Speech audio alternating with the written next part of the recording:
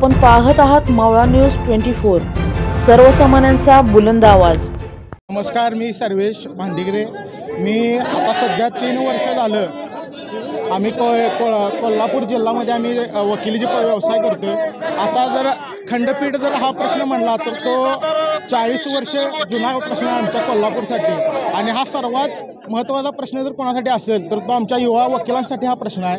कारण भविष्य एवढं भयानक आहे युवा वकिलांचं की कामाचं एकदम सगळीकडे सेपरेशन झाल्यामुळं जिल्हा कोर्टात कमी काम आहेत आणि ज्युनियर वकिलांची संख्या जास्त असल्यामुळे कामविभाजन जास्त झाल्यामुळं ज्युनियर वकिलांना स्टार्पण देखील महत्त्वाचा मिळणं गरजेचं आहे। आणि मेन म्हणजे आमच्या 6 जिल्ह्यातील लोकांना मुंबईत प्रचंड पैसे खर्च करून ह्याला हायकोर्टमध्ये जाऊन केस लढवावे लागतात।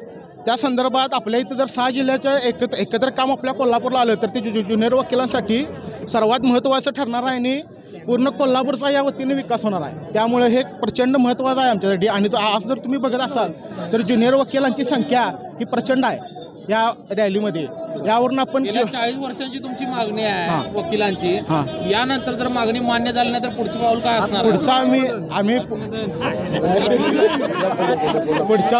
पुढचा मी आमचं एक मी तर सर्व मीडिया व न्यूजच्या बाबतीने सांगू इच्छितो की कोल्हापूर जिल्हा बार असोसिएशन आणि 6 जिल्ह्यातील बार असोसिएशन मिळून आमची खंडपीठ कृती समिती जी आहे तो जो निर्णय घेईल त्या निर्णयामागे आमचे सर्व ज्युनियर लॉयर हे खंबीरपणे उभे असतील। आणि आता ही पालखी जी आंदोलनाची पालखी ही 40 वर्ष वाहत सिनियर वकिलांनी आणलेली आहे ते आता ज्युनियर वकिलांनी कुठेतरी खांद्यावर घेऊन हा लढा पुढे घेऊन जाण्याची गरज आहे। आणि ते 100% आमचे ज्युनियर वकील करतील।